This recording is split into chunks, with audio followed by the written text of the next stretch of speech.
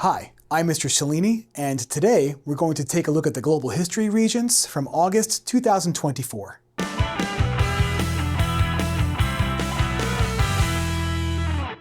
So let's take a look at questions 1 and 2, which correspond with the source called The Decline and Fall of the Mughal Empire, which was written by Philip Ziegler in 2003.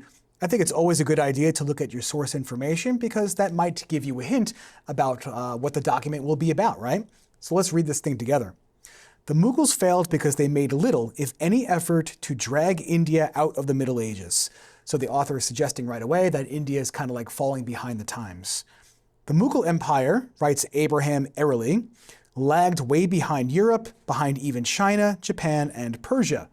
So again, falling behind other countries. There was hardly any vigor in the economy, meaning it was weak. Scant spirit of enterprise among the people. So not many people are looking to maybe start businesses. In agriculture, industry, and trade, Indian practices were archaic, meaning, again, outdated. There was no ferment of ideas, meaning people weren't coming up with new ideas. The Mughals were formidable conquerors, but inept, meaning ineffectual, governors. So they were good at conquering. This is an important key point here. Good at conquering, but not so good at holding their empire together, which is a hard thing to do in India. Maybe you remember from 9th grade how there is a lot of geographic diversity in India. You've got river systems, you've got mountain ranges, you've got deserts, plateaus. It's hard to kind of unite all the people together under one government in that part of the world. Never mind all the cultural diversity, right? Hinduism, Islam, maybe some Buddhists even. It's a tough place to have effective control over, even today. They did nothing to cure the endemic weaknesses of Indian society and added fresh economic burdens through the profligacy, meaning extravagance, of their courts and the cost of their military campaigns. So the author is arguing that the Mughals were spending a lot of money on living like a extravagant lifestyle in the palace, I guess, and spending a lot of money on conquering and not using that money to solve the problems, I guess, at home is what the author is arguing here. So let's take a look at question number 1, which says, based on this passage, what was one cause of the collapse of the Mughal Empire? Choice 1 says an entrepreneurial spirit and rapid expansion of trade. I can't choose this one, right? Because it says here that the Indian economy was not doing so well, right? There's a sentence here that there's scant spirit of enterprise among the people. That means people are not starting new businesses as entrepreneurs. So I can't say that they had entrepreneurial spirit. So we're going to cross off choice number 1. Choice 2 says widespread rebellions by the common people across the empire. It's not in the reading. The reading does not mention rebellions happening in the Mughal Empire. So you cross it off. Now I'm down to choices 3 and 4. It's always a good idea to try to get it down to 2 answer choices. So choice 3 says a lack of trained military forces to protect against invasions. We can't choose this one because the document does argue that the Mughal Empire was really good at fighting, right? They spent money on military campaigns, right? They were, like it says here, formidable conquerors. So they were good at fighting. That means our best answer is choice 4 here, poor governing and excessive spending, right? They were bad at governing and they spent a lot of money on living this luxurious lifestyle. So those 2 pieces of evidence help show that choice 4 is the best answer here. Question number 2, which course of action did the British take in response to the situation described in this passage? So basically, what is an effect of the Mughal Empire not being so strong? Choice 1 says, moved the monarch's headquarters to New Delhi. The British didn't do that. Choice 2 says, propped up the Mughal emperor's government with troops and cash. Why would the British support the Mughal Empire? That makes no sense. Right? The British are in India for their own financial reasons, right? Remember your age of exploration. Europeans are seeking direct access to trade in Asian countries. So why would they support the government of the place that they want to conquer and take from? Doesn't make any sense. Choice 3 is our answer. Expanded British territorial control within the Indian subcontinent, right? So if you remember, initially, it's the British East India Company that's making inroads into the Mughal Empire. They're seizing land, they're raising an army, even Indians are hired to serve in that army. Remember the sepoys? Okay, so the British are interested in having more control there, so the East India Company's success is made possible by the fact that the Mughal Empire is collapsing. So choice 3 is our answer. Look at choice 4 there. Withdrew all British government representatives from the Mughal Empire. No, they're interested in taking more land. They're not going to bring their people back home. Best answer here is number 3 for question number 2. Let's move on. Okay, so question number 3 corresponds with the source called Enclosure and the Yeoman, which is published by Robert C. Allen in 1992. This word enclosure should be something you remember from your unit on the Industrial Revolution, right? That's basically when the British government allowed individuals to buy up public lands and enclose them with fences, right? And as a result, poor farmers couldn't really compete with that. And since these new farms also used more advanced farm technology, they didn't need to hire as many wage earners working on these farms. The point is, many farmers, as a result of enclosure, would have to leave the farms and move towards the cities in search of factory jobs, right? That's the process of urbanization. The enclosure movement therefore helps contribute to urbanization and provides a labor force for the Industrial Revolution. Anyway, let's take a look at the source, but I think you get my point here that when we see something in the source information, we can almost get a hint about what the document will be about. So I have a feeling this is going to be about the enclosure movement, right? English agriculture differed from the European continents in other suggestive ways. The technical revolution in farming had been accompanied by an institutional revolution. The open fields were enclosed. Like I said, lands that were once available for the public to use are now being enclosed and privately owned. And the small peasant holdings were amalgamated, meaning combined, into large farms, let to tenants who cultivated them with wage labor. So small-time farmers worked on the farms owned by the rich. And like I said, once the technology rolls in, you're not going to need as many of those farm workers. By the 19th century, which is the 1800s, a unique rural society had emerged in England. This new society was characterized by exceptional inequality, so a large gap between the rich farm owners and the poor farm workers. English property ownership was usually concentrated, meaning a few people owned a lot of land. Rents had risen while wages stagnated, so the cost of renting land to farm on went up, and your wages did not go up. To stagnate means kind of stay the same. By the 19th century, the landlord's mansion was lavish, the farmer's house modest, the laborer's cottage a hovel. Hovel is like a shack, right? A really poorly constructed home. The revolution in rural life, remember rural means countryside, urban is cities. The revolution in rural life was occurring in an increasingly commercial society. From the 16th century, London was one of the most rapidly growing cities in Europe. In the 18th century, this dynamism extended to the provincial towns. From a rustic backwater at the end of the Middle Ages, England became Europe's greatest commercial power in the 18th century and the leading industrial nation in the 19th. Right, so basically the document suggests here that England is on the rise due to growth in farming, growth in trade, growth in industrialization. According to this passage, what was one impact of the agricultural changes in England? Choice 1 says, social class distinctions were eliminated. Well, we absolutely cannot say that one, right? Because the document suggests exceptional inequality. Inequality means that there are huge distinctions between the rich and the poor. So we're not getting rid of social classes whatsoever. So I crossed off choice 1. Choice 2 is the answer, but I'll come back to it. Choice 3 says rural populations increased and urban populations declined. Well, this is not in the reading, first of all. And also, it's wrong because if you remember, urban populations are going to go up at this time, right? As people move into the cities as a result of things like the enclosure movement. So since it's not in the reading, and this is just historically wrong, I'm crossing off choice 3. Choice 4 says property ownership was equally dispersed among the social classes. Can't choose that one because the source says property ownership was usually concentrated, meaning a few people owned a lot of land, meaning not equally dispersed among the social classes. So choice 2 was our answer. Wage labor led to a growing gap between the rich and the poor, right? So the rich farmers had these big pieces of property and they raised the rents of the people that were renting pieces of property to farm on. And the document does back this up, right? It says here, the landlord's mansion was lavish, the farmer's house modest, and the laborer's cottage a hovel. So The person who owned the land was doing pretty well. A lavish lifestyle means luxurious. And the person renting property from the landlord is living in a shack, basically, right? That is a gap between the rich and the poor. Huge social distinctions. Let's move on to the next document. So questions 4 and 5 pertain to this collection of sources that are just labeled speakers A, B, C, and D. Let's read these sources together and then look at the questions. So speaker A says, the great and chief end, therefore, of men uniting into commonwealths, which is a fancy word for governments, basically, and putting themselves under government, is the preservation of their property. So the whole point of government is to preserve property, to which the state of nature there are many things wanting. So this source here, or this speaker, is suggesting that the point of government is to protect property. That to me sounds like the ideas of John Locke.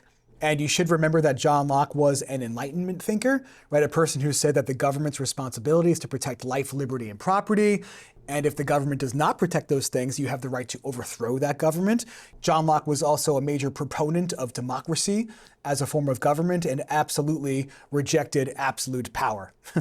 Okay, speaker B. When the legislative and executive powers are united in the same person or in the same body of magistrates, there can be no liberty.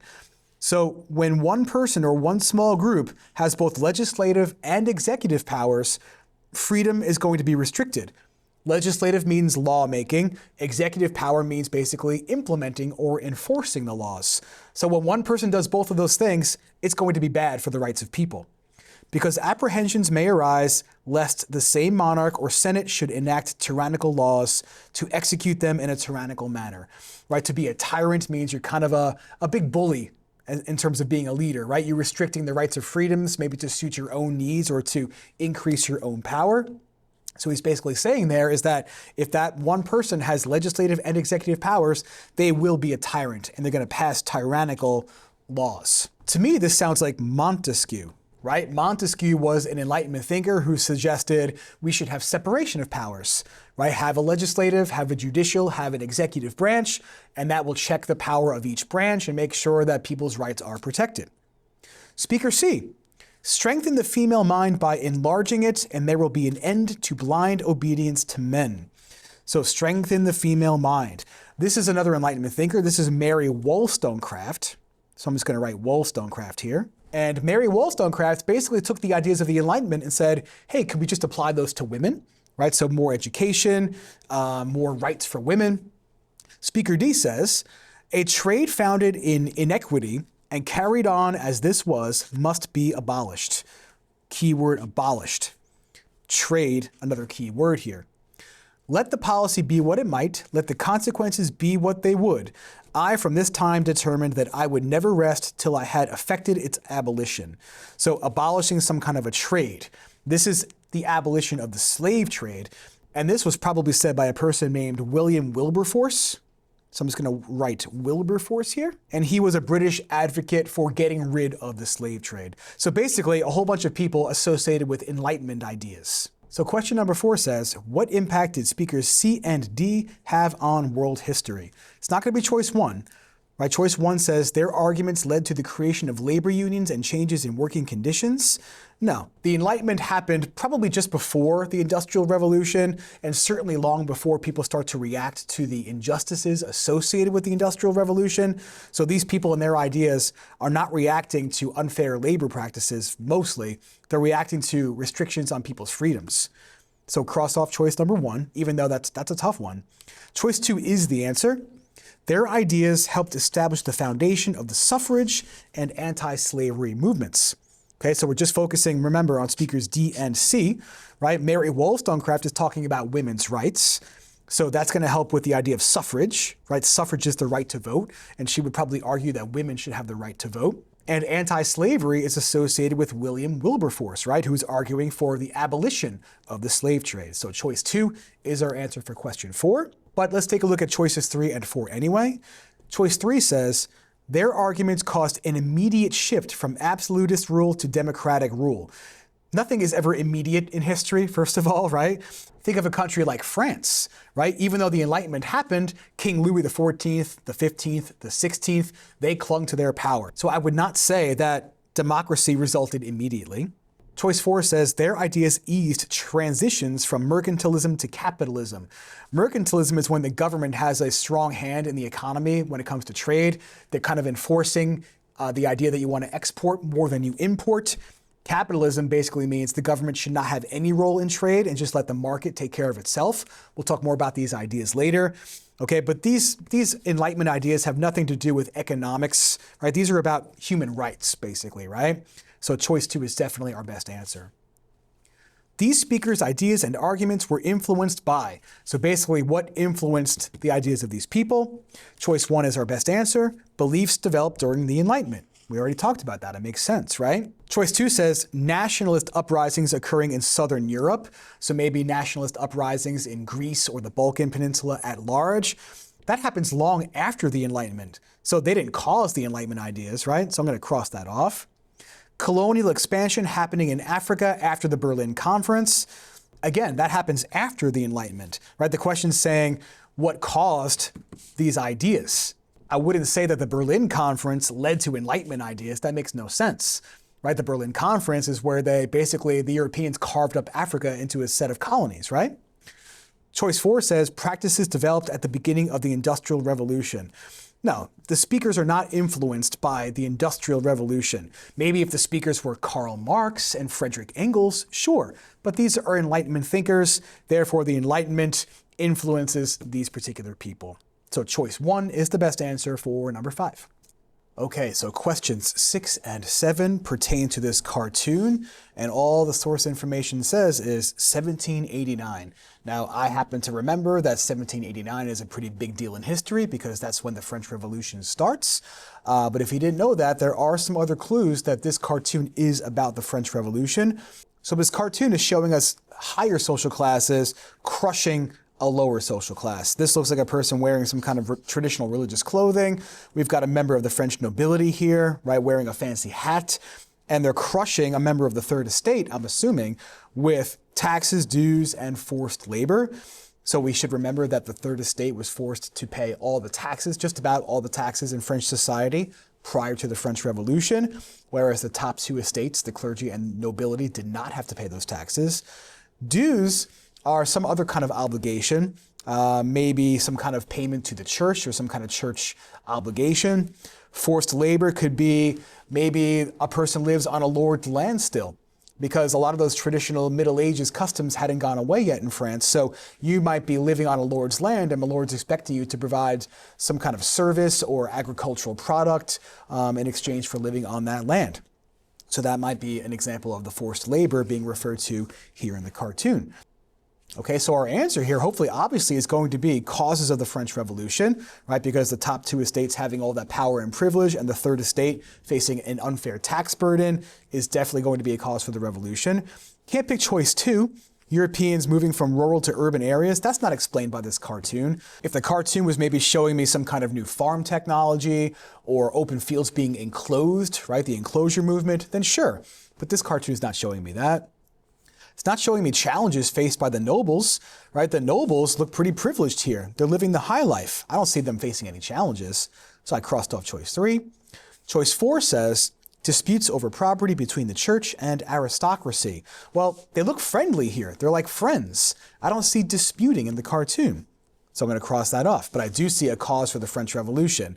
So that's why our answer is number 1 for question number 6. Let's take a look at number 7. It says here, which statement best represents a response taken by the third estate to the situation shown in the cartoon? So the third estate feels underrepresented in French society, right? Despite being the majority, they don't have a say in their government because France was still governed by an absolute king, a king with absolute power, I should say, right? King Louis XVI at this time. So you have to pick the event that happens next. This is a tough one because these events are all associated with the French Revolution. You have to find the thing that happens first. It's not going to be ending the Reign of Terror. That happens a little bit later in the French Revolution, like towards the middle portion, I guess we could say. It is going to be choice 2, but we'll come back to that. Choice 3 says they signed the Versailles Treaty. Okay, this one doesn't have to do with the French Revolution, but it does have to do with France. But this is the thing that ends World War I. And that's long, long after the French Revolution. It has nothing to do with this picture. They appointed Napoleon as the head of the government. That's at the very end of the French Revolution, when Napoleon promises basically to restore stability after a time period of chaos. So the first relevant event out of these four is going to be choice 2. Members of the Third Estate declared themselves to be the National Assembly, right? And that's kind of like the first act of defiance in the French Revolution. People basically said, well, we're not going to listen to the king anymore. We are the vast majority of French society. We've got a lot of different groups working together, including members of the bourgeoisie and the peasantry kind of fighting side by side. They storm the Bastille to get gunpowder. They write the Declaration of the Rights of Man and of the Citizen and get the ball rolling with the French Revolution. That stuff happens as a result of the National Assembly being formed. They declare themselves to be the real government of France, and then the battles start, including the Reign of Terror. But again, that's a little bit later. Choice 2 happens first. Therefore, it's the most direct response to the injustice. So pick choice 2 for number 7. Let's move on. Okay, so question number 8 pertains to the source written by Olympe de Gouges, Declaration of the Rights of Woman and of the Female Citizen. Okay, so just to give you some backstory, Olympe de Gouges was probably influenced by Enlightenment thinkers like Mary Wollstonecraft, who basically said Enlightenment principles should also apply to women. Well, she's going to be basically saying that the Declaration of the Rights of Man and of the Citizen should also apply to women, right? And that's the famous document basically saying that the French people are going to form a new government that protects natural rights, which is something that was not implemented in France under the control of King Louis XVI, but she wants those laws and rights to apply to women as well. So women should have the right to life, liberty, property. Women should have an education. Women should have the right to participate in the government. This is not met too kindly by French revolutionaries. They didn't really want to see women exerting their power at this time. So that was kind of suppressed. And this was really going to be a men's revolution. And the phrase from the time period, all men are created equal, really only applied to men at that time.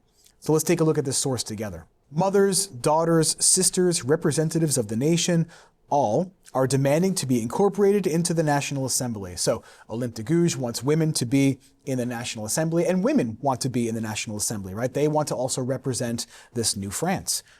Being of the opinion that ignorance, oblivion, or mistrust of the rights of women are the sole causes of public misery and of the corruption of governments, they have resolved to expound, meaning set forth, the natural, inalienable, and sacred rights of women in a solemn declaration, so that this declaration, constantly before the body of society, will always remind them of their rights and their duties. This is a big run-on sentence that basically means that women not having access to education and rights is causing issues in society and causing women to feel unsatisfied with their position, I guess, in life.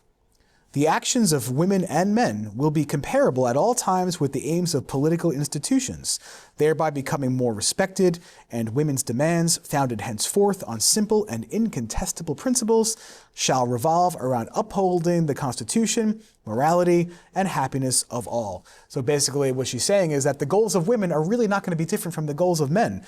Together, both women and men will uphold the principles of society and try to make everybody happy.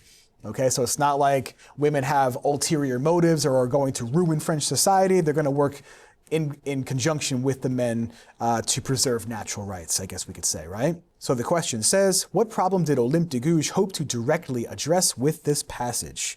Well, choice 1 says, oppressive rule by kings believing in divine right. No, her problem is with the fact that in the new France, the women don't have a say. Okay, so the oppressive rule by the kings is already kind of going by the wayside here, right?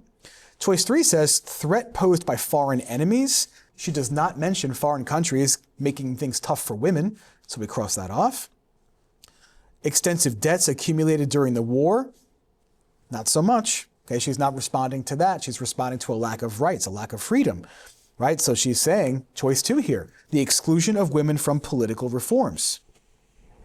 The exclusion of women being that women were not able to participate in the new National Assembly started by the French revolutionaries. She wants women to participate, and she says at the bottom, like I said, that men and women will work together to preserve natural rights. Let's move on to the next one. So question number 9 is from the source, A History of Asia, published in 1974. I really can't get much in the way of clues from that source information, so I'm going to just have to read this document and come to some conclusions here. It was the new Western idea, nationalism, which seemed to spell the doom of the disintegrating Ottoman Empire. So in the opening sentence, they're making a claim that nationalism helped ruin or destroy the Ottoman Empire, right? Nationalism is this idea of pride in one's nation. And a nation, remember, does not necessarily mean country. It could be group. Sometimes you might see the phrase ethnic group. Well, a person's nation or a person's ethnic group can be synonymous sometimes. Okay, so keep that in mind, that we're talking really about cultural groups, people who have ties to a common language, culture, traditions, maybe to a piece of land, and have a lot of pride in it. Okay, so sometimes when empires get so big, they can contain multiple nations, aka ethnic groups within them. And if those ethnic groups have a lot of pride in themselves, maybe they desire to be independent and to rule over themselves, and that might cause empires to collapse. After maturing for a long period among the subject peoples of the Turks, it broke out in a series of revolutions which shook the Turkish state to its core. So revolutions are happening within the empire. It seemed as if this disintegrating state would fall easy prey to one of the great new powers of Europe, Russia. So as the Ottoman Empire is collapsing, Russia becomes more of a threat. They're right next door to the Ottoman Empire. The Tsar, who was the leader of Russia, it appeared, would be heir to the defenseless Turkish state and would gain access to Constantinople and the Straits. Okay, so they're saying Russia is going to take this place over. But precisely this possibility was to ensure the continued, though feeble, existence of the Ottoman Empire. England, the rival of Russia, would not tolerate Russian control in this area. So England is not going to have it that Russia is going to take over the Ottoman Empire. So England's going to help the Ottoman Empire. As early as 1792, the younger British Prime Minister William Pitt had declared that the true doctrine of the balance of power requires that the Russian Empire should not, if possible, be allowed to increase, nor that of Turkey to diminish. This is a key phrase here, the balance of power, which is a principle that really gets enforced with the Congress of Vienna after Napoleon is defeated. It's basically this idea that empires or states, their power needs to be all similar to each other. That way one cannot overpower another, right? So the British don't want to see Russia being able to overpower the Ottomans. So they're going to take steps, at least for now, to strengthen the Ottoman Empire to balance out the power of Russia. So the question says, which claim about the Ottoman Empire is best supported by this passage? It is going to be choice one here.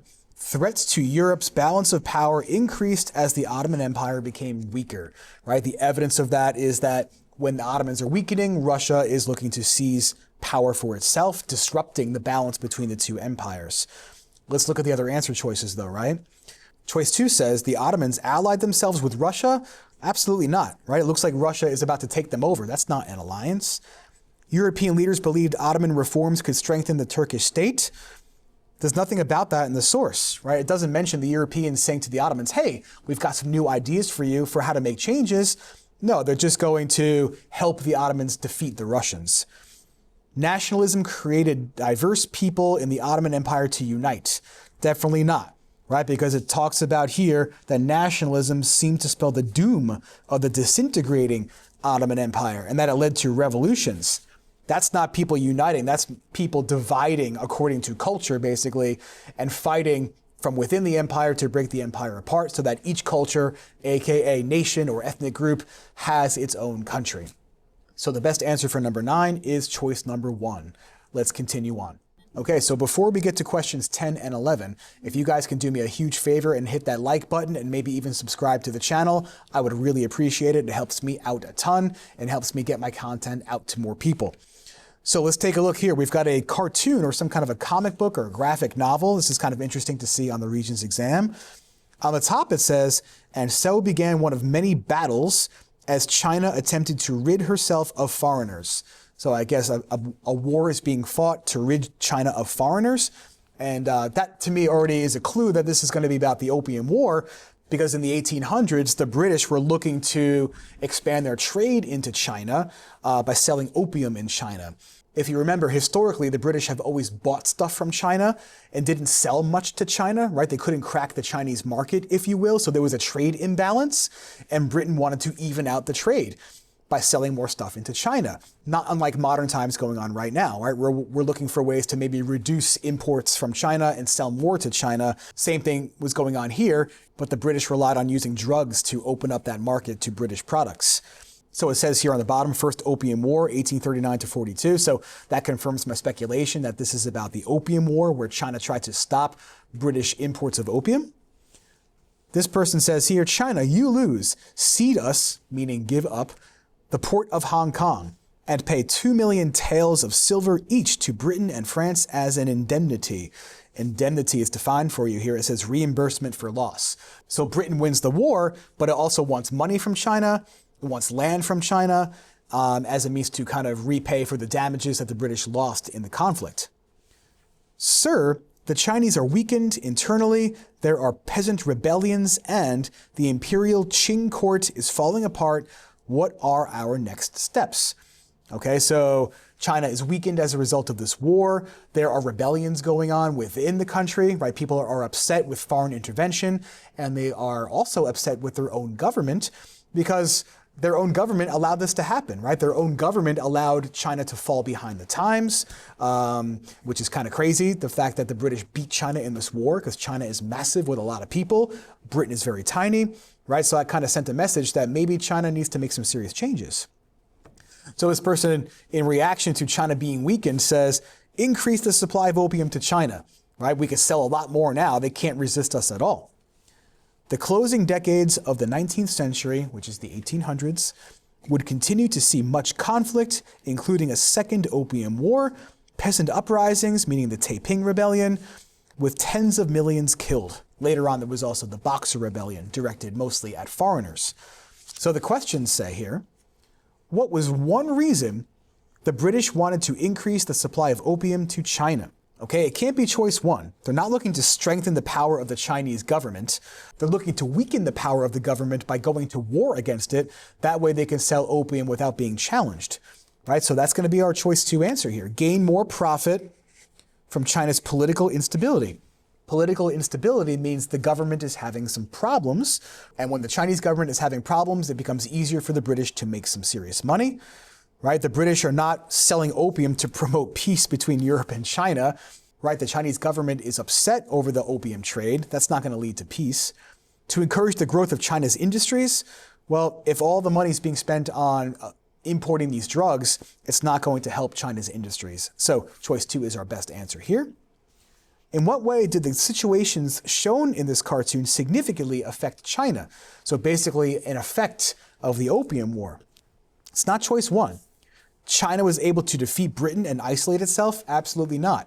Right? Once this war is over, China can no longer resist foreign intervention. Foreign countries are going to have their way with China for much of the 1800s. China unified its people and strengthened its imperial court? Definitely not, right? The government is weakened. It says it in the source, right? So that's not strength. So I'm going to cross off choice two. Choice three says China expanded its territory. Well, I doubt that's happening when China is losing these wars, right? And we can also say it's not correct because Britain is going to get Hong Kong as a result of the Opium War. So if they're losing territory to the British, they're not expanding their territory, they're losing territory. So choice four is our answer. China was divided into European spheres of influence. This is a confusing topic when it comes to the imperialism unit. Because with spheres of influence, the British and other European countries, they don't govern so much the territories that they control. The Qing government is still in power, albeit a very weakened Qing government. But the British and also the French and the Germans will control the trade in certain parts of China. And that trade control will benefit the British more than the Chinese, right? Maybe they implement laws forcing the Chinese people to buy British goods rather than Chinese goods, right? Which again satisfies the British desire for imperialism in the first place, right? The whole point of imperialism is mostly financial, right? You want to search for raw materials for your factories and new markets for your manufactured products. Well, this is a way to guarantee customers in a huge market such as China. So choice four for number 11. Let's keep going. Okay, so questions 12 and 13 correspond with this source called A Concise History of Japan, published in 2015. Not much of a clue there about what the source is referring to, but obviously it's about Japan, so let's take a look. The importation of Western civilization opened up a gaping chasm between town and country, between educated and uneducated, between connected and unconnected, and above all, between the rich and the poor. So the Japanese are importing Western civilization. So for me, that's a clue that they're referring to the Meiji Restoration, right? Because when Japan got a visit from Commodore Matthew Perry in the middle of the 1800s, Japan had an option, right? They had two options. They could either succumb to foreign intervention like China did, or they can strengthen themselves really quickly in an attempt to get the ability to resist foreign intervention and also become an imperial power for itself. So they pursue a path of westernization, modernization, industrialization, and this source is claiming that that led to some internal problems in Japan, that the rich got really rich, maybe those new business owners with factories did very well, and the working class maybe not so much, but let's read on and find out. Nowhere were Japan's growing pains felt more sorely than in the countryside, so maybe the farmers aren't doing so well perhaps. Where the weight of the Meiji reforms crushed many farmers who enjoyed few of the fruits of Japan's 19th century Enlightenment. So the farmers are suffering in the time period where everyone else, or a lot of other people I should say, are doing pretty well with this new modern Japan. In large part, the situation persisted until the abolishment of the tenancy system and the dramatic reforms initiated during U.S. occupation. So I guess things changed in Japan once Japan lost World War II, and the United States was there for roughly 7 or 8 years after World War II. And they still have a naval presence in Japan to this day.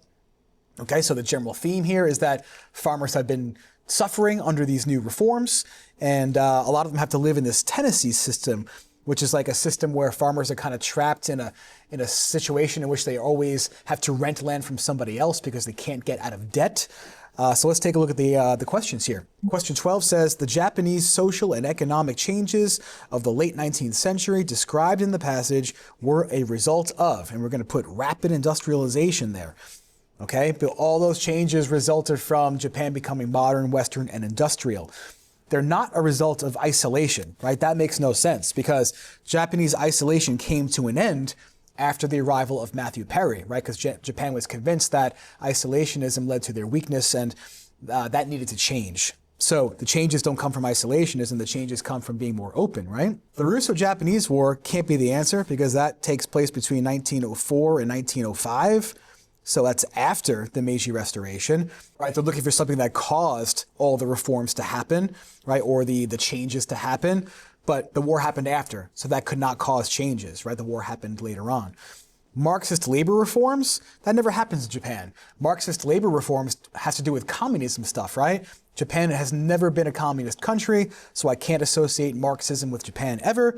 Industrialization causes the rapid changes in Japanese society in which some people are doing very, very well, but not the farmers, right? When you see westernization, you think modernization, industrialization. So pick choice 2 for number 12.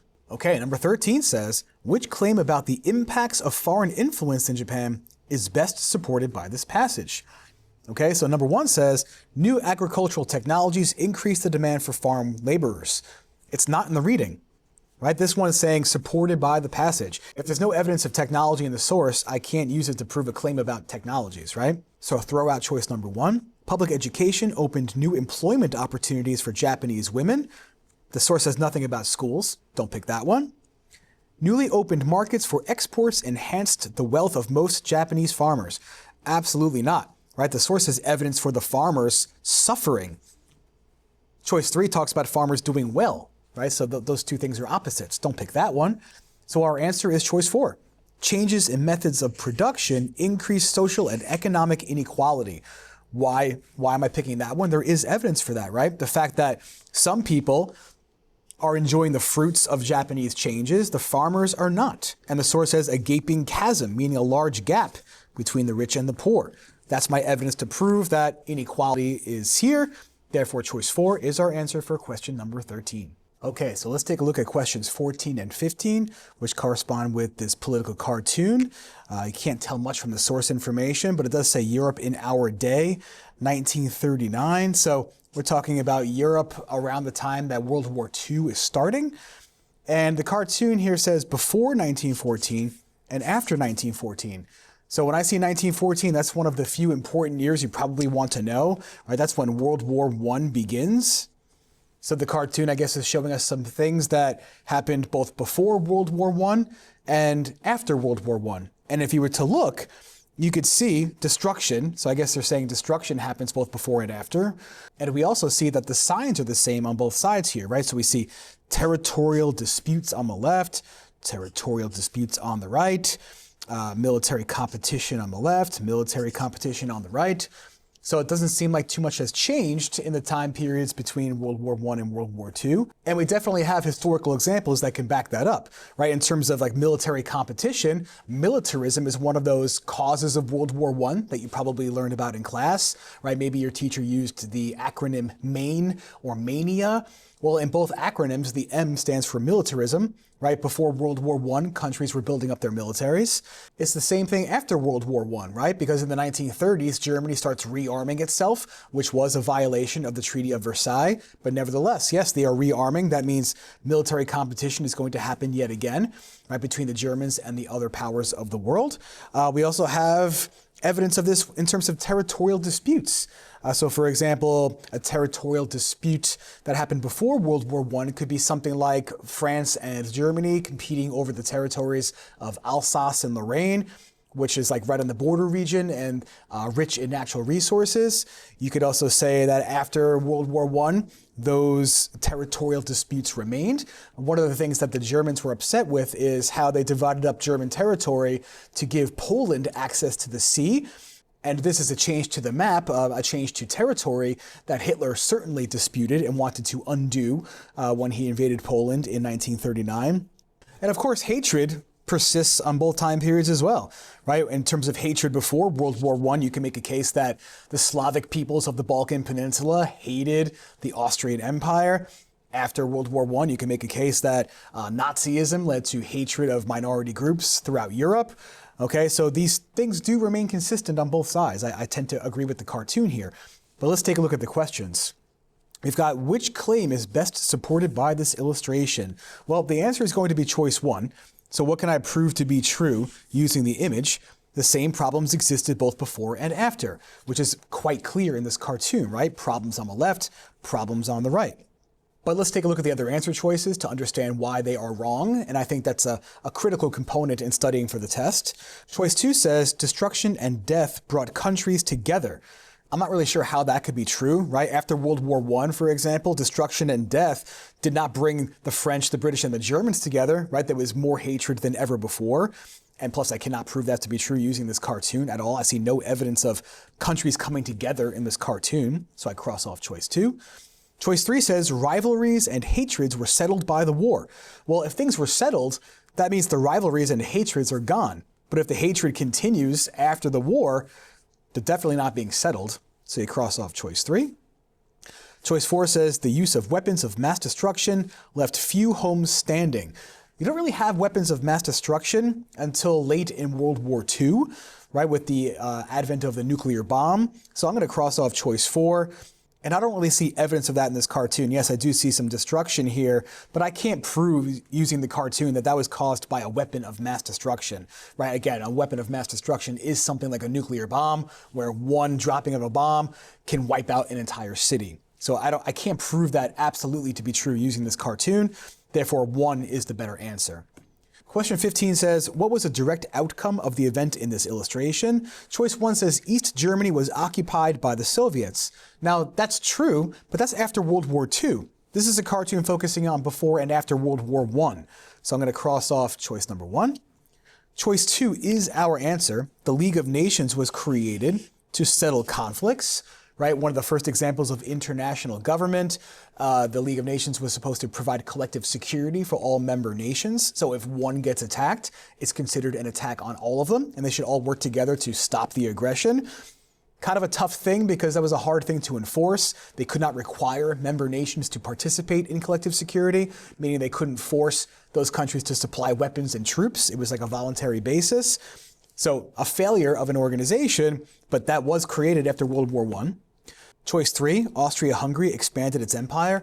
No way can that be the answer, right? Because when World War I was over, that empire was divided up into several smaller countries. Places like Czechoslovakia, Hungary, Austria as separate nations. And the motive behind this is basically Woodrow Wilson's 14 points. He was the president of the United States at the time. And he had this idea basically of nationalism, right? But he wanted to satisfy people's nationalism. He wanted to give every nation the right to rule themselves without interference, figuring that would lead to peace in Europe. So each nation, aka ethnic group, should have its own territory. That's why a lot of the empires were split apart, and that's why the country of Yugoslavia was created in the Balkan Peninsula, right? Because the whole point of the attack on the Archduke Franz Ferdinand was to send a message to Austria that Slavic people wanted their own country in the Balkans. So after the war was over, they gave it to them, right? So the new countries were supposed to reflect the nations or the ethnic groups of that part of the world. So no, the empire won't exist. It's going to be split apart to give each nation within it its own territory. The Triple Entente formed to offset concerns about the Triple Alliance. The Triple Entente was formed before World War I. It's not an outcome of World War I. So again, choice 2 is the best answer. The League of Nations was created after World War I. Let's keep going. Okay, so we have a source called Ho Chi Minh, which was published in 1998. Definitely a secondary source because Ho Chi Minh is associated with the Vietnam War, which ended in the early 1970s, and Ho Chi Minh was he had already died by that point. So let's take a look together. In 1919, Woodrow Wilson arrived in France to sign the treaty ending World War I. That's the Treaty of Versailles, right? And Ho Chi Minh, supposing that the president's doctrine of self-determination applied to Asia, donned a cutaway coat and tried to present Wilson with a lengthy list of French abuses in Vietnam. So this is confusing, right? We just talked about self-determination, this idea that when the war was over, the war being World War I, that every nation or ethnic group, whatever you want to call it, was going to get its own territory and not have to live under the authority of somebody else, meaning those empires are going to go away. This did not really apply to Asia, though, and that's what Ho Chi Minh is complaining about, because when World War I is over, Vietnam is still going to belong to the French. And he's like, well, what the heck? I thought all the nations of the world were going to have self-determination. Another way of saying that is like independence or autonomy or sovereignty. Those are all synonyms for like the same thing. But this didn't happen. This did not apply to Asia, and that's why the people of Vietnam are going to be upset. Rebuffed, meaning kind of like turned aside and ignored, Ho joined the newly created French Communist Party. It was patriotism, not communism, that inspired me, he later explained. Right, so he did this. He joined a communist organization because he thought that would help Vietnam become independent. He saw that as like a tool for success. In 1940, Japan's legions swept into Indochina. That's what the French called their colony in Southeast Asia that Vietnam was part of. And French officials in Vietnam who were loyal to the pro-German Vichy administration in France, this was a government administration that the Nazis put into power, so kind of like fascists, collaborated with them. Okay, so when World War II was going on, remember Japan was expanding its empire, and when the Japanese arrive in Vietnam, they find French officials that were fascists, right? And remember, Japan and Germany had an alliance, right? So now there are two groups inside of Vietnam that Ho Chi Minh is going to have a problem with, the Japanese and the French. Nationalists in the region greeted the Japanese as liberators, but to Ho, they were no better than the French. Slipping across the Chinese frontier into Vietnam, his first return home in 3 decades, he urged his disciples to fight both the Japanese and the French. There, in a remote camp, he founded the Viet Minh, an acronym for the Vietnam Independence League. Right, so Ho Chi Minh is forming a Vietnamese, basically, independence organization. Right, he wants independence for his people, so he's going to have to fight for that. He's going to have to fight the Japanese and the French to get that.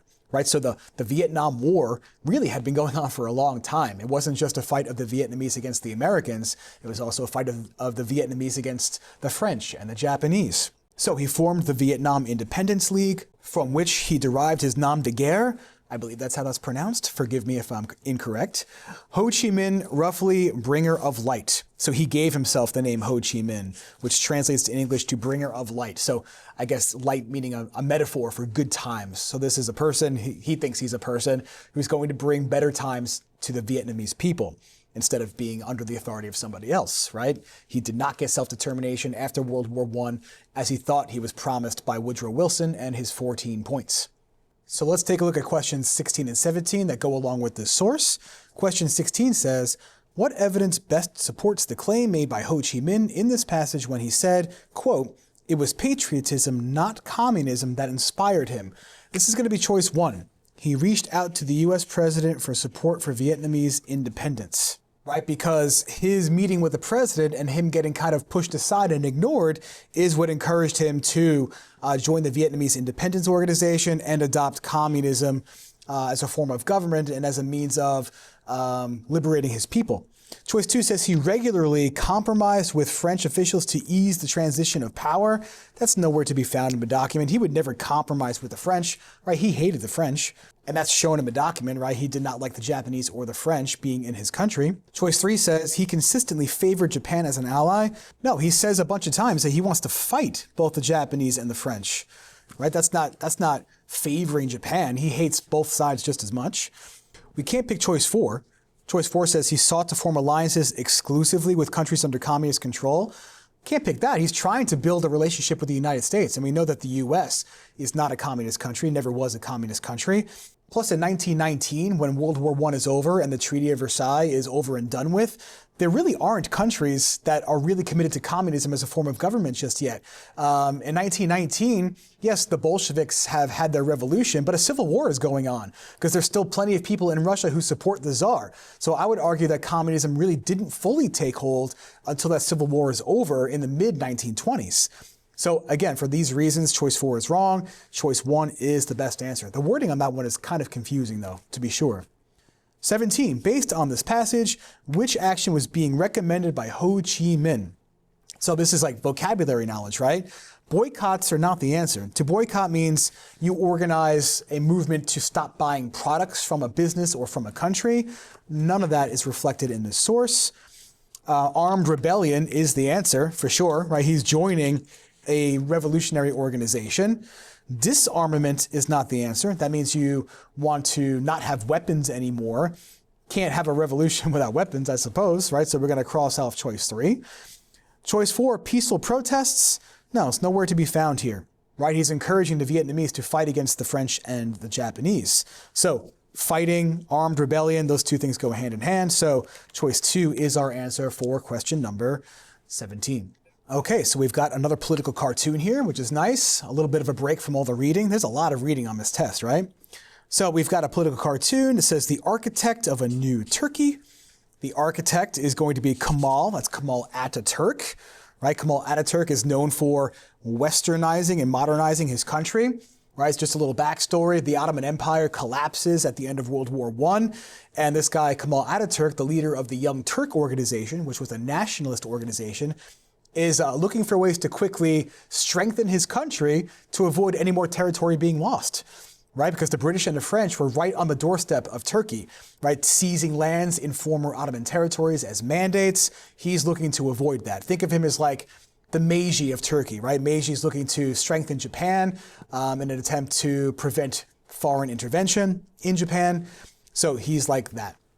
All right, so the year is 1923, and the Republic of Turkey is here. Plan for remodeling, so changes that are going to be made in the Republic of Turkey. Right, government planning and industry, right? So the government, I suppose, is going to build factories and stuff like that. Separation of church and state, which is a Western idea, right? This idea that religious figures should not be the politicians in the government. Membership in the League of Nations is being drawn on here, right? So maybe he has his eyes set on more international cooperation. So again, that's the general theme here, is that he's looking to build a modern and Western Turkey. Which event led to the situation depicted in the illustration is our question for number 18. And yeah, choice A, the fall of the Ottoman Empire, is the question here, right? So it's asking what's the historical circumstance for this guy looking to strengthen his country. The Ottomans collapsing is what causes him to try to make all these changes, right? Because the collapse of the Ottoman Empire demonstrates the failure of the old system. Rise of the Soviet Union is not what led to modern Turkey, for sure. They have nothing to do with each other. The unification of Germany, that happened, yes, it did happen before the 1920s. That's true, but the unification of Germany into one country does not lead to a modern Turkey. Again, it's a different country. Partition of India, that happens after. The partition of India happens in 1947, just after World War II. So the partition of India does not lead to modern Turkey, it happened after. So the best answer is number 1, the fall of the Ottoman Empire. Based on this illustration, which course of action is being recommended by Mustafa Kemal Ataturk? It can't be choice 1, promoting traditional and religious roles, because he has here equal rights for women. The traditional and religious role for women should be, they should stay in the home, right? They should not be out in public. They should not be voting. Again, in the old Ottoman Empire, that was the traditional way. So he's not promoting that. He wants to get rid of that sort of thing, right? Choice 2 says, avoiding involvement with foreign powers. I can't pick that one because there's evidence here that he wants involvement with foreign powers, right? By trying to become a member of the League of Nations, he wants to be involved with the rest of the world. So this disproves choice 2. Choice 3 is the answer, but take a look at number 4, strict following of Sharia law. Sharia law is the body of law associated with Islam and the Quran and the early life of Muhammad and stuff like that. And that's the kind of law that the Ottoman Empire was based on. But he wants to get rid of the old traditional ways, right? He wants, for example, separation of church and state. In Sharia law, right, religious leaders are going to be the leaders of the government. So again, that's an old school mindset. He wants to get rid of the old school. So the answer is 3, adopting social and political changes, meaning people changes and how they live, and government changes. And we have evidence of all that right in the political cartoon. Let's move on to the next pair of questions. Okay, back to the readings for 20 and 21. The source is called The White Rose, published in 2013. That doesn't give me much of a clue, so I'm just going to have to head right into the document and make some sense out of it. On February 18th, 1943, 2 students at the University of Munich, that's in Germany, so Germany during World War II, World War II is 1939 to 1945, were arrested and taken into police custody. Hans Scholl, 25, and his sister Sophie, 22, were members of the White Rose, an underground anti-Nazi resistance group founded in 1942 by a handful of students at the University of Munich. The Nazis were committing genocide against the Jews and other, quote, undesirables in Germany and the parts of Europe it occupied. Remember, genocide is the intent to eliminate a group of people from the world, right? So they were committing genocide against primarily the Jews, but other groups as well. By discreetly placing anti-Nazi leaflets, that's like pieces of paper, like little booklets, in public places across Germany, the group hoped to rouse people to action, meaning inspire people to action, against Adolf Hitler's totalitarian Nazi regime. Totalitarian meaning the government controls every aspect of people's lives. So what is the purpose of the article? Meaning, what's the author's main reason for putting this article together? So choice 1 says, to confirm the goals of the German totalitarian regime. Well, it does mention that the Germans wanted to conduct genocide against the Jews, but that's only one goal. It doesn't tell me everything that they wanted, right? So I can't prove number 1, which is tough. Choice 2 says, to illustrate the geographic extent of Nazi control within Europe. This is not telling me anything about the geographic extent. If it were to tell me that, it would have to describe all the different regions that the Nazis controlled. It doesn't mention any specifically. So I'm going to cross off choice 2. Choice 3 is the answer, but look at number 4. To prove University of Munich students were frequently targeted for arrest.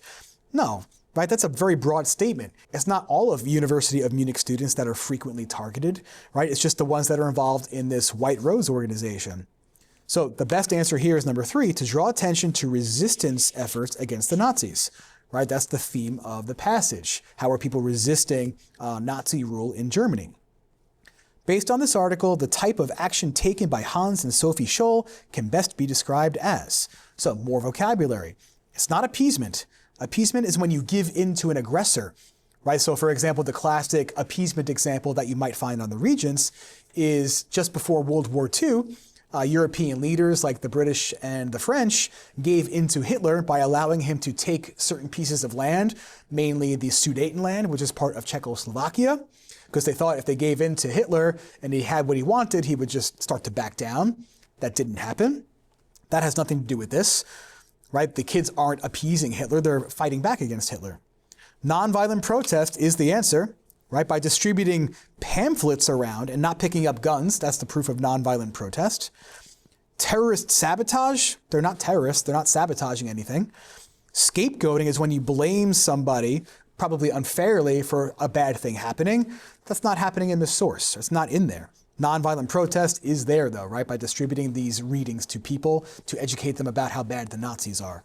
So choice 2 is the answer for number 21. Okay, so question number 22 is based on this source, and the information says here, Office of the Historian of the United States Department of State, North Atlantic Treaty Organization, 1949. That's NATO, right? That's the military alliance that the US is still in to this very day. So I guess we're going to get some backstory on the founding of NATO. That's my guess.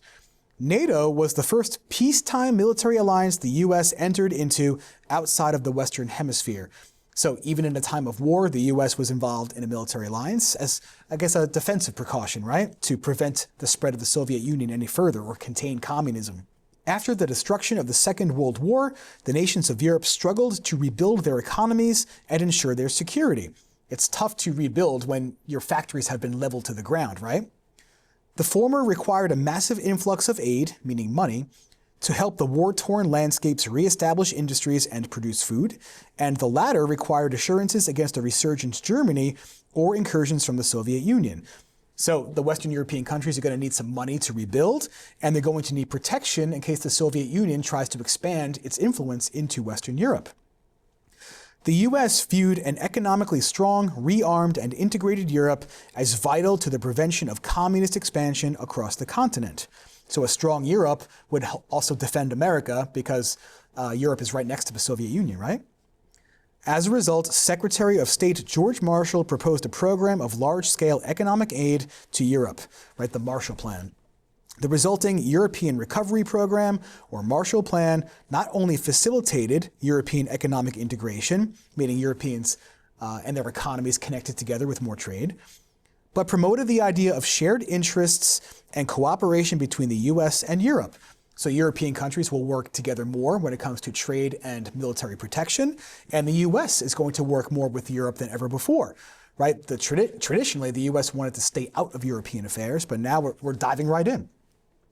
Soviet refusal either to participate in the Marshall Plan or to allow its satellite states in Eastern Europe to accept the economic assistance helped to reinforce the growing division between East and West in Europe.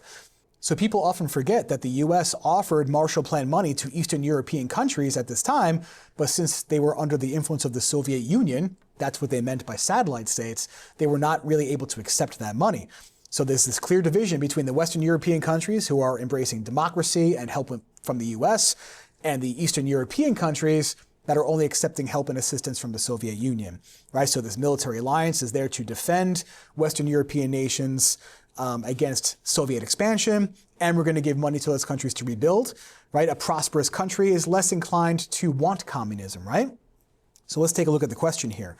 Based on the passage, what was the main purpose for the establishment of the North Atlantic Treaty Organization? Choice 1 says to prevent the spread of democracy. No, they're looking to spread democracy, right? They want more democracy. So we're going to cross off choice number 1. To provide stability to the war-torn countries of Europe is our answer. There is evidence of that, right? It says in the document, we're going to help the war-torn landscapes reestablish industries.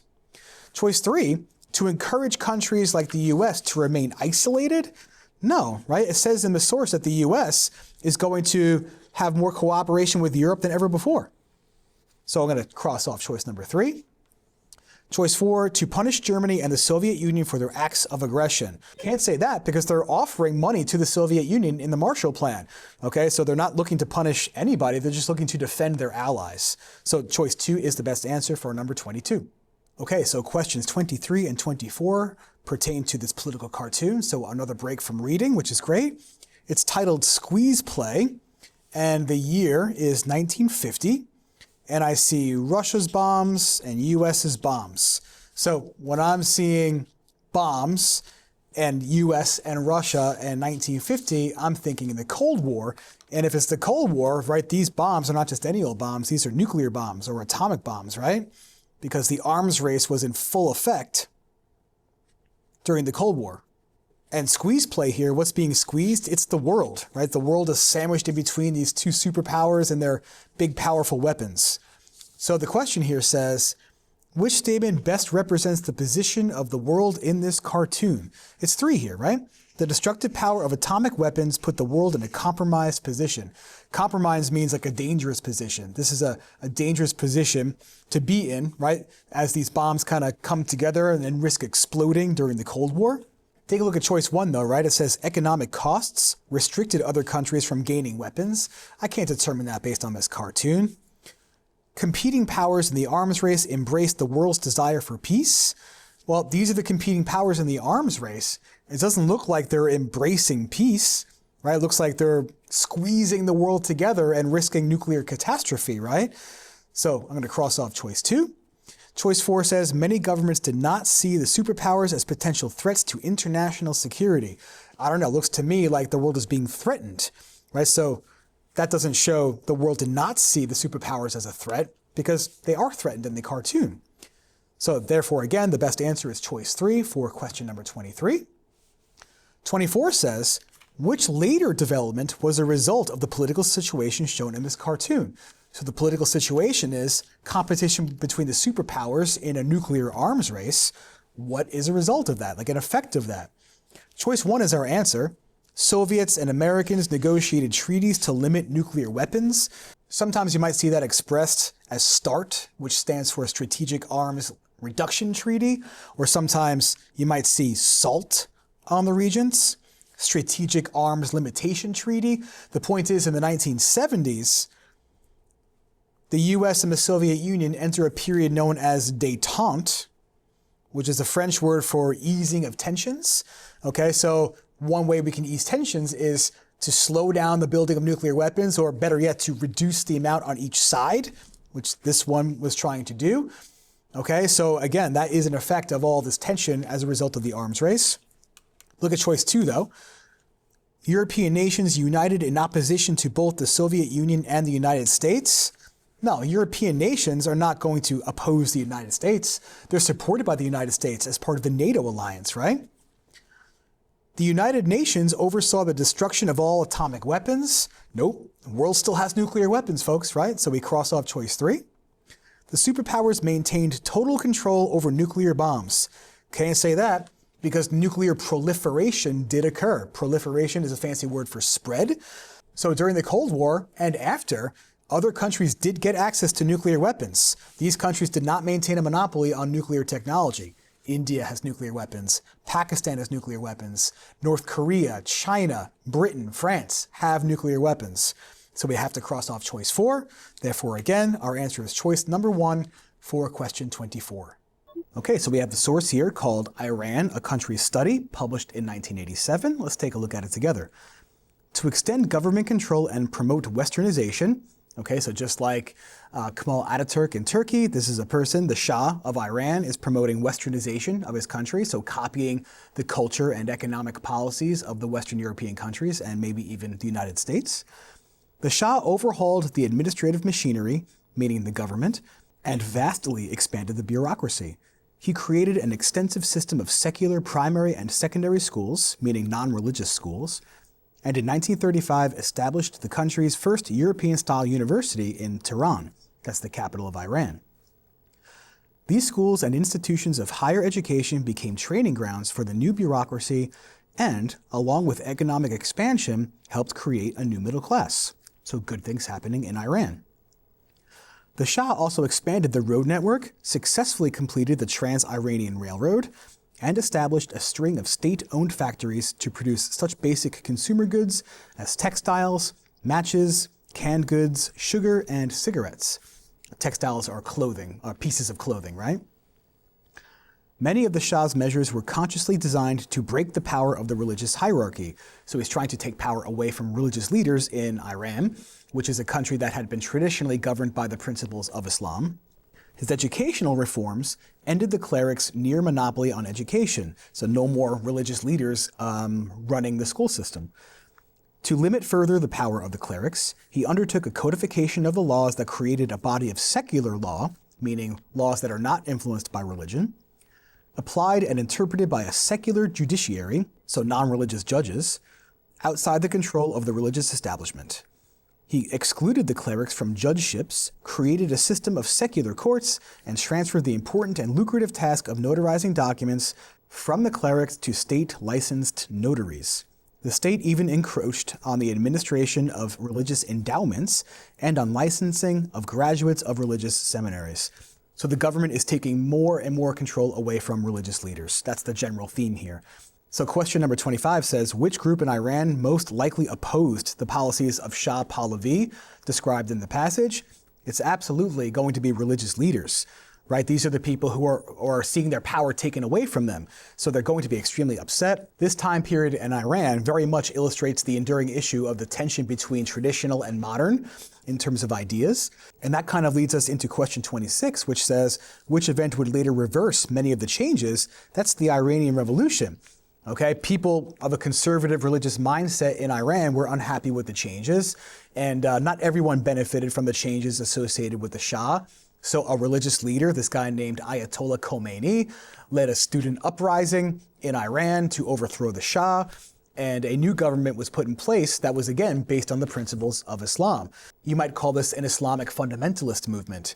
And to this day, the Ayatollahs of Iran really have the final say when it comes to the government. And there have been a lot of issues still when it comes to protest because a lot of people don't want to stick to those traditional ideas, especially women who are forced to cover themselves, at least cover their heads in public, and many women don't want to wear the hijab or the headscarf. Okay, choice 1 says the Arab Spring. That was a series of uprisings that occurred in other Middle Eastern countries after 2010, mostly in an attempt to overthrow dictatorships in those countries, places like Tunisia, Egypt, Syria to an extent. That civil war actually just ended. So that has nothing to do with Iran. September 11th terrorist attacks, that does happen afterwards, but that has nothing to do with Iran. Right, the September 11th terrorist attacks involves the United States, involves to some extent Afghanistan and Saudi Arabia, not Iran. So we cross off 2. Establishment of the Muslim League. The Muslim League was an organization that developed in India to protect the rights of Muslims in the early 20th century. When it became clear that maybe India was going to become independent, the Muslims were concerned that they would be oppressed by a Hindu majority. And this culminated with the partition of India into India and Pakistan would be a country where the Muslims could be the majority group. So again, that answer choice has nothing to do with Iran, so our best answer is number 4. Let's move on to the final 2 questions. Okay, so yet another long reading, right? There's a lot of reading to be had on the regents. We didn't even get to the part 2 or the essay, okay? So make sure you pace yourself and try not to doze off too much while you're taking the test because there's a lot to get done here, right? So this source says, China and the Maritime Silk Road, 2015. Maritime means trade overseas, okay? So the Silk Road, even going back to like what you learned about in 9th grade, the Silk Road was not just overland. China also utilized the Indian Ocean to ship goods between China and the West as well. So maybe that's what's being referred to here. The Maritime Silk Road, MSR, was initially proposed by President Xi Jinping during a speech to the Indonesian parliament. Xi Jinping is still the Chinese president today and also the leader of the Chinese Communist Party. The Maritime Silk Road aims to reach Europe, originating from cities on China's southeastern coast and using a system of linked ports and infrastructure projects. Infrastructure projects are things that help connect people, like roads and airports. Okay, so this maritime trade route is going to leave the coast and use the Indian Ocean probably to get to other places. The planned sea route begins in Fuzhou, China, and goes via Vietnam, Indonesia, Bangladesh, India, Sri Lanka, the Maldives, and East Africa. Along the African coast, China plans to develop ports in Kenya, Djibouti, Tanzania, and Mozambique. Almost like it was in 9th grade, right? Those cities on the east coast of Africa would be connected to China via the Indian Ocean. The Maritime Silk Road would then continue from the African coast into the Red Sea and through the Suez Canal to the Mediterranean. The Suez Canal runs through Egypt. After passing Athens, the road terminates in Venice, where it joins the land-based Belt Route. The land-based route will start from the Chinese city of Xi'an, traveling through Central Asia, West Asia, and the Middle East, before reaching Europe and ending in Venice. So basically, both the water-based route and the land-based route terminate in Venice, which is in northern Italy. A number of factors pose a threat to the project, including wars, territorial disputes, and concern over China's growing geopolitical power. So some people are excited because China is investing in infrastructure projects, right? Developing roads and airports, which should help industries all over the world, because this also means that other parts of the world would be connected to China as well, right? And they could technically sell their products to China using these trade networks. But a lot of people are concerned that this would also help project Chinese power to more places, and maybe military personnel would be in more places. And it makes people kind of nervous to see China spreading its influence this way. Regional concerns include the crisis in Ukraine, territorial disputes in the South China Sea.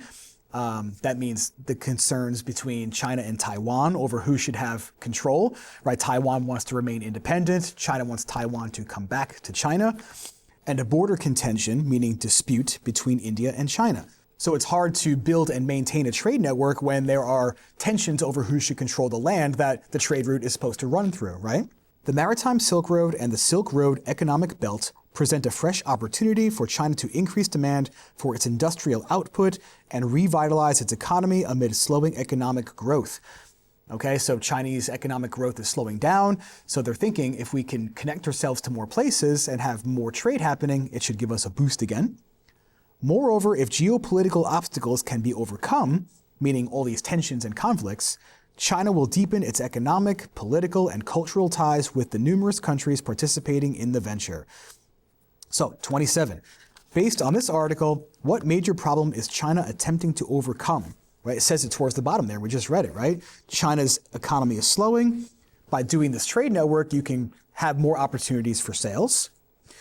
What major problem is China attempting to overcome? Why would they try to overcome their growing geopolitical power, right? To overcome something means to kind of get past it, move on from it. No, they want more power. They don't want to move on from having power, right? Territorial debates in the South China Sea. Well, that is a problem because it's mentioned in the reading, of course, but that's not the major problem, right? The major problem is China's economic problems, okay? And to solve their economic problems, they want to deal with the situation in the South China Sea. But the root of all this is China's economic difficulty, which is why they're trying to push for these trade networks in the first place. Okay, so that's a tough one because the slowing economic growth is the bigger problem. So we're going to cross off 3. Choice 4 says border disputes between Vietnam and China. Can't pick that one.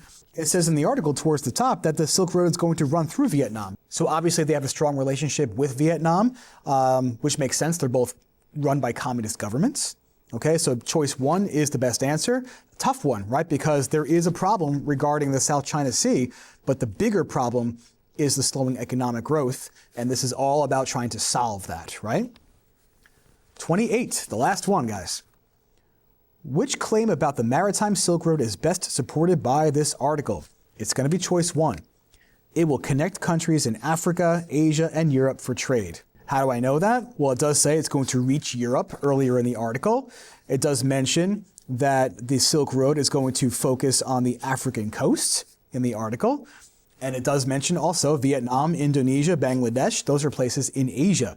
Okay, so you have to know a little bit of geography. You had to know that those places are part of Asia, right? You might need to know that Kenya is part of Africa.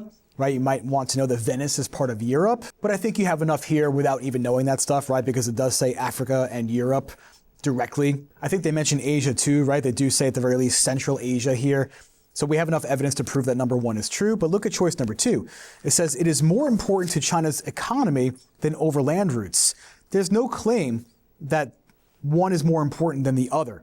Okay, they're both going to be very important. All they say in the document here is that they use both, that there's a water one and a land one that both end in Venice. It doesn't say anything about one being more important than the other. Choice 3 says it will give China control of the Suez Canal and India. Doesn't say that. It says they're going to use the Suez Canal, and it does say that the Silk Road will connect India, but nothing about taking control over India or the Suez Canal. Maybe there's a dispute between China and India over another piece of land, and there was, and there still is. Typically, those two countries fight over a place called Kashmir, which is in northern India. But again, there's nothing in this document to suggest that China is going to take over all of India. That would be some war, right? Those are the 2 most populated countries in the world.